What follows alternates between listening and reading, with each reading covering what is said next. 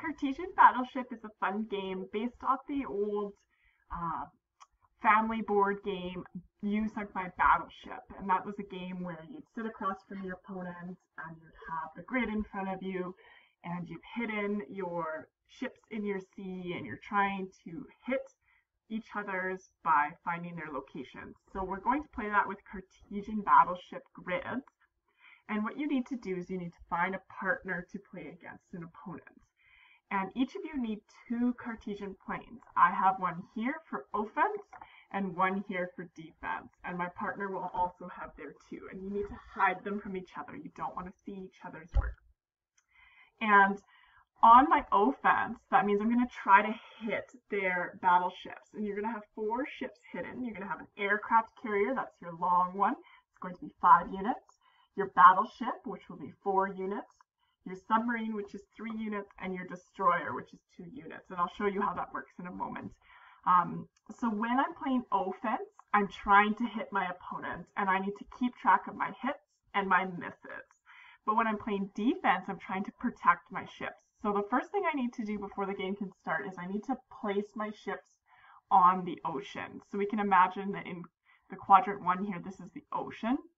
And I'm going to do that, so if I have my aircraft carrier, maybe that one's going to be purple.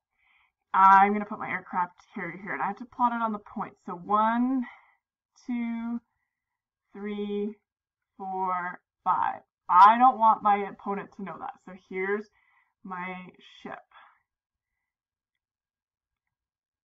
So that was my aircraft. Now I need to do a battleship. I might do my battleship up here. 1, 2, 3, 4. So there's my battleship. And maybe I want to be sneaky with my submarine. And I want to go on the 0 line a little bit. Or maybe right on the 0 line, because that's allowed. I'm going to do 1, 2, 3 here. That's my submarine. And I need to do my destroyer. I could put it right next to another one, somewhere up top. I might put it right here. So I'm hoping that my opponent won't find them. And so when we're ready, we take turns. So I'm going to keep track with, let's use red over here. So I might say, okay, I'm looking at this blank thing. I'm going to guess that my opponent put a ship there. So I might say, do you have a battleship at 3 and 3? Because that is the coordinate. And if they had a battleship there, they would have to be honest and tell me that it's a hit. And that's a good thing. I'd be like, yes, I got a hit right here. At this point, I might put an H or a check mark. Maybe I'll change that up. You can decide what works best for you. I might go, yes, there's a hit right here at 3, 3. That's a good thing. Now it's the other person's turn. And they might say, do you have a battleship at 4 and 5? And I'd go 4 and 5, and I'd go, haha, nope, I do not. So it's a miss. And I might even keep track of the misses and the hits from my other teammate there. So they didn't get any progress there. Now it's my turn. Say, well, I know there's a hit here, so there's got to be another hit somewhere around here. So do you have a ship at 3 and 4? And they might go, ah, that's a miss. Oh, so I might put, oh, shoot, that's a miss. So there was nothing in that spot there. Now it's their turn. They might say, okay, do you have a battleship at 1 and 7? And I'd go 1 and 7. Oh, yes, I do. So I have to tell them that that's a hit, and they record that. Now it's my turn.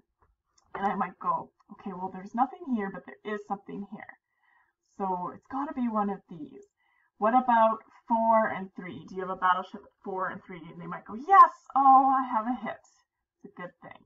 Now, I might have got their destroyer, because the destroyer is only 2 units. If I killed their destroyer, they have to tell me. They say, you sunk my destroyer. And so that I know that there was a destroyer here.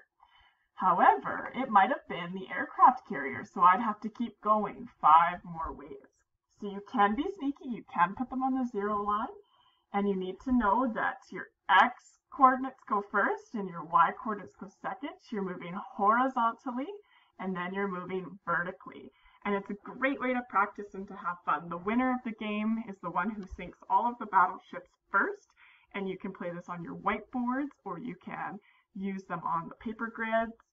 And when you get really good at it, try playing this game with all 4 quadrants, so you're also using negative numbers.